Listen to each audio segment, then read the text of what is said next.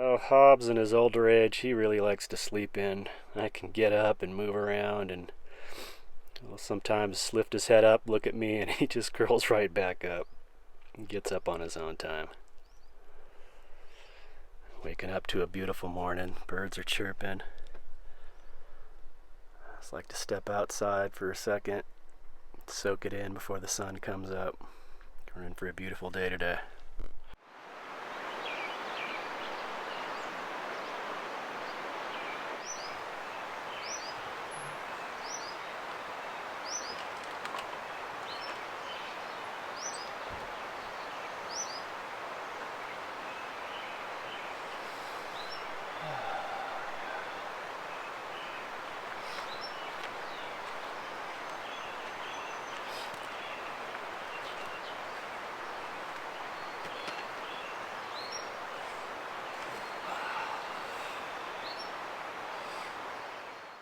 The sun is just coming up over the horizon, starting to peek through the trees.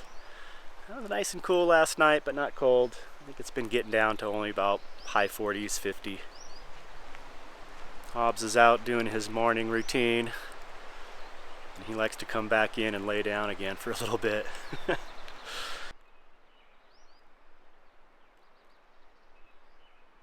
Nice stretch. Feeling better? Let's go back in, dude. Come on. You can do it. Good boy. Why don't you get yourself some water? No? Yeah, right back to bed. That's how he likes to do it. Waking up a little, dude. You were passed out, man. Let's get this collar off of you. There you go. Yeah. It's always a happy guy.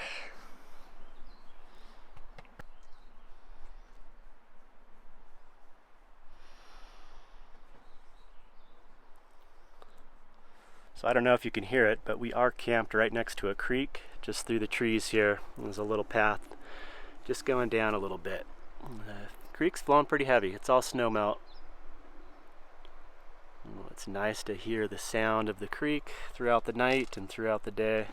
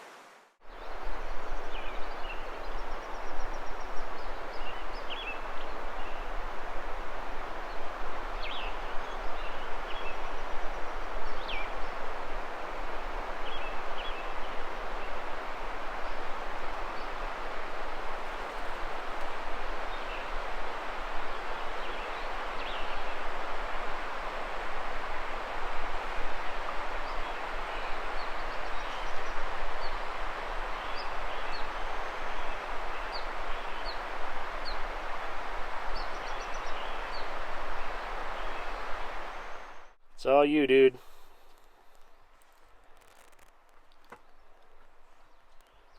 Okay, I guess I should feed myself as well. So a lot of you have probably seen in the past, I usually use cast iron skillets most of the time. That was my primary cookware. But I switched things up. I actually got some carbon steel pans, and I have been absolutely blown away about how good these are. Super non-stick. The cast iron, when they're seasoned really good, can have a very good non-stick quality, but I swear these carbon steels, there's no synthetic coating or anything, no Teflon, it's just carbon steel seasoned, and it is super non-stick. Just a very smooth surface. They're thinner than cast iron, so they're lighter. They use less fuel because it takes less time to heat up, and it's just super happy with this. So yeah, that's what I'm using now. Yeah, so this is the brand of the pan here. What is it? Mertens and Stork. I think it's a German. And this is the, I want to say, 10-inch, 8-inch. And I also got a bigger one as well to replace my bigger cast iron skillet. And yeah, I've been super happy with them. They just, like I said, super non-stick. So we're going to put it to test and do up an egg.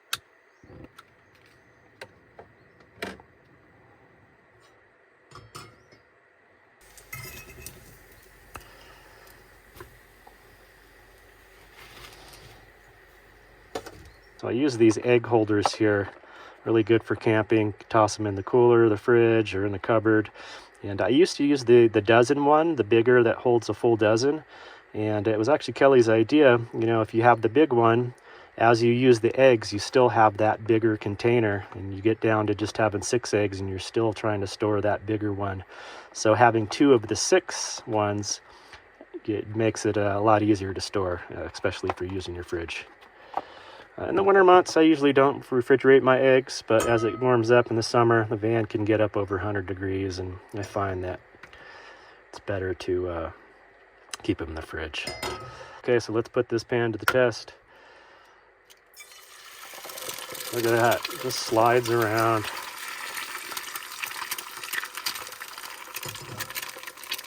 I'd say that's pretty non-stick. Of course, the bacon grease helps. But same results, just using butter or a little bit of oil. Okay, should I attempt the flip here? Oh, didn't break the yolk, but didn't get a full flip. There we go. I have been doing very light breakfast lately. I find actually the lighter the breakfast I have, the more energy I have. And that's going to be my light breakfast this morning. Couple slices of bacon, fried egg, sweet pepper. And take this outside, enjoy the outdoors.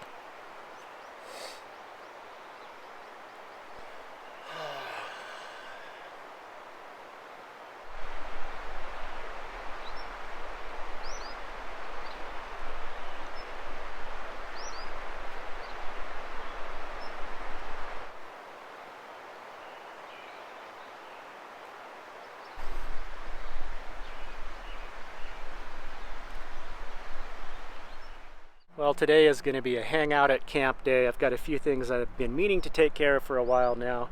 Got perfect weather for it. So I've actually developed a couple leaks in the box fan here. One of them that's going inside to the actual box itself, and then another leak that's leaking in the cab. I'll show you what's going on here. Okay, so the way this particular box van is made, this is a Morgan is the company that does the box. This is a retired U-Haul moving van, the 10-foot version, the smallest one they have. It doesn't have the dualies in back, and yeah, pretty small fits in a normal parking spot. And the way they make these, this is just a GMC cutaway van, which means it's just a van with a cab and then a bare frame on the back, and then they send it to the box company and they install their box on there. So the way they do this is there's a gasket right here, and it's just compressed with bolts and rivets to attach the box to it. And I've developed a leak on the top up here. We'll open up inside, see if we can see what I'm talking about. Pardon the mess in here. So you can see behind my driver's seat, I just somehow haven't noticed that. I guess I just don't look there very often. We got a pretty heavy rain a couple weeks ago, and it looks like it's leaked and brought down a bunch of gunk. That's actually flaking off, so whatever dirt and debris that was resting up on the top of the roof with the leak has pulled down and made that mess. So I'm going to get that cleaned up. And then I've also noticed there's a little bit of rust at the actual metal of the cab that's met up against the fiberglass reinforced plywood there. And I'm also noticing, if I look at the other side, there's absolutely no gap there. It's right, that metal's right up against the box, and over here it seems like there's a little bit of a gap. So I hope that doesn't turn into a bigger problem.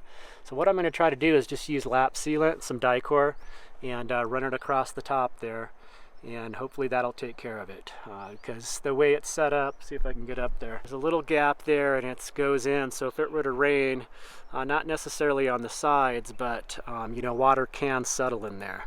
And then also I have another leak that's leaking inside. On the front of this box as well, there's a seam where this aluminum cap meets the roof, and I was parked kind of facing down. My front end was a little lower than the back, so water pulled up there and I started getting some leaks inside. I'll show you inside where it was leaking.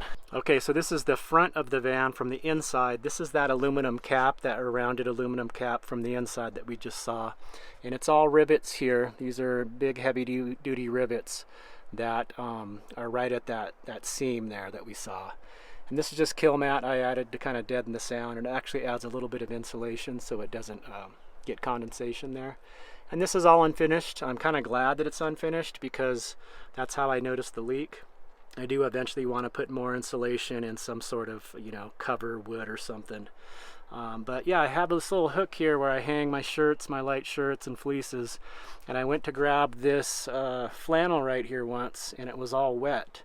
And I just kind of reached up in here and it was dripping that seam where this cap meets the roof. There's a seam there that I've sealed before when I first got this, because it did have some leaks, mainly in the back. So fortunately it was a very small amount, just enough to kind of dampen my shirt here. And this is slanted too, so it was just dripping out, not collecting in the back of the van. So I'm going to hit that with some Dicor as well. I'll clean it up. I got a wire brush. I'll clean all those things up and blow it out with some compressed air, and hopefully that'll solve my problem. Okay, I'm going to start with the roof leak first on the box. So I'm just going to take a wire brush and kind of rough it up. The leak is over on this side, but I'm going to go ahead and do the whole seam here. And we get a better view down here of that seam there. So I'll just fill that up with Dicor. Hopefully that'll do the trick. Yeah, I'll just rough this up, clean it up, wipe it down with some degreaser. I think that'll take care of it.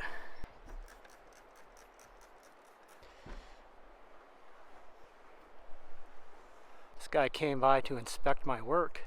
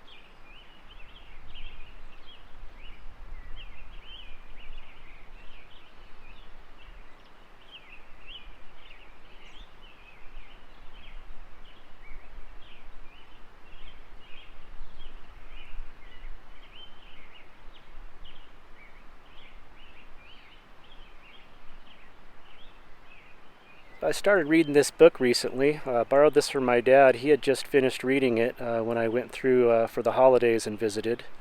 So he was telling me about it, and it sounded interesting. So I'm just starting to dig into it, and yeah, a lot of really neat information. Kind of the history of just mankind, why different cultures and peoples from different parts of the world advanced quicker than others. It's Guns, Germs, and Steel by Jared Diamond.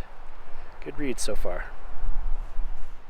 Okay, this has been sitting for a little bit. Took a little break and got some hammock time in, did a little reading, and actually fell asleep for a little bit. Kind of hard to see, but that sealant has leveled right out. It actually blends right in. It's a nice level surface, so we don't have that gap anymore. And then up top, I decided and made sure I put Dicor on all the rivet heads as well in case it was leaking through the rivets, and then a good bead along the seams. So I think we're going to be good. I think that should take care of it. And it warmed up today. Almost hit 80 degrees. It's been just beautiful. There's a nice breeze. So nice laying in the hammock. Okay, it is time to give Hobbs a bath. It's been, I don't even know, 2-3 months longer than we hoped for, but yeah, it's just kind of the way it worked out. So I'm going to use actually the water from the creek. I filled that up this morning and then put that out in the sun so it's nice and warm. So get a nice warm bath. Hopefully we have enough to get them rinsed. Good boy, Hobbs. So good with this. Stay here. Go, soapy boy. Noisy like that bucket. That's nice and warm. I'm gonna get a bath too.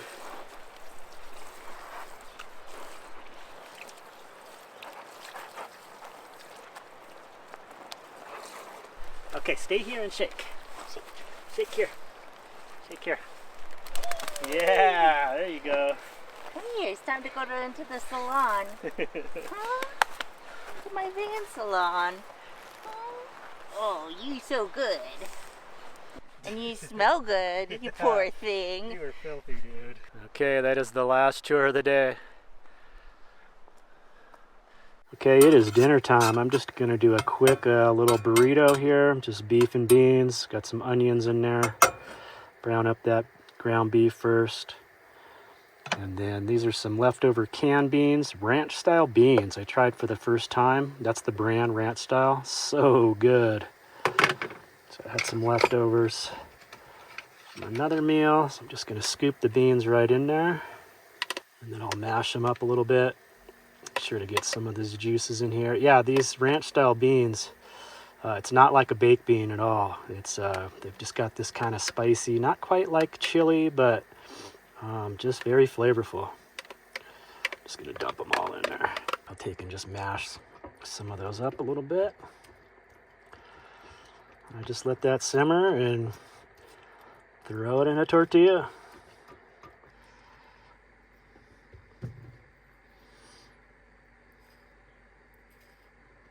Okay, I think I've got those beans right about the consistency I want. I like them a little thick, so it's not too runny. So I'm just letting those sit there and getting my tortilla pan heated up. In my opinion, that is the key to a good burrito or taco. You gotta toast the tortilla. All right, it's starting to bubble up. I'm gonna flip it over and I'm gonna fill it up right on the pan while the other side toasts up. Looks like I'm gonna have a little extra. I'll probably just use some tortilla chips to dip in that, finish that off. Some cheese in there.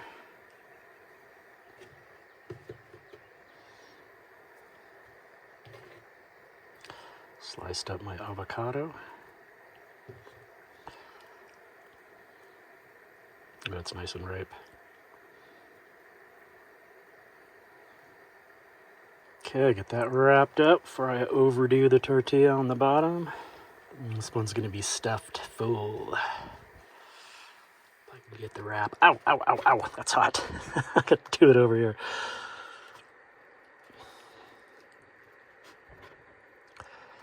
Stuff everything in there, and then I'm gonna give it a little more time on the other side there. Hopefully that stuff doesn't fall out. Yeah, that's how I like it. Nice and brown like that. Okay, I'm gonna call that good.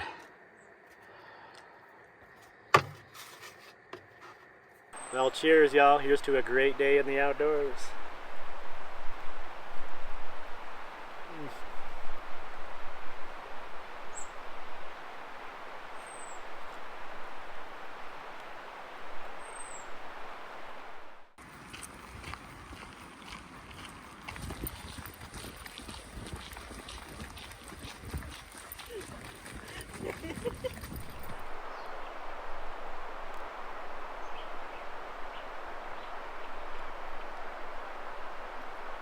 Well, another awesome day down, camped out in the mountains of New Mexico here. We really are enjoying our time camped out here. It's just been so awesome. The weather's been perfect. It has been dry and windy. There's not a burn ban, but there is a fire watch with the windy and dry weather. So I've been holding off on the campfires. I really try to be responsible with that. So no campfire tonight, but maybe when the wind dies down, it's supposed to in the next few days. But for now, I'm probably just going to crawl in the van, relax for a little bit, watch a relaxing video, and probably just doze off. I'm pretty early riser and early to go to bed. 9 o'clock, I'm pretty much done for the day and falling asleep. So it's back to bed where we started this video. So this is my typical evening relax mode. I like to leave the door open as long as possible, usually just before I start to fall asleep. I usually have my iPad set up over here, my little cupboard door when it's open. If anyone is ever curious what I watch that I find relaxing on YouTube, I know a lot of people say my videos are relaxing. I like this guy Ted Woodford, his YouTube channel. He's a luthier in Canada, basically a guitar repairman, and super calming voice, and always learns something. He talks about a lot of history of guitars, the guitars he's working on. And yeah, just super enjoyable.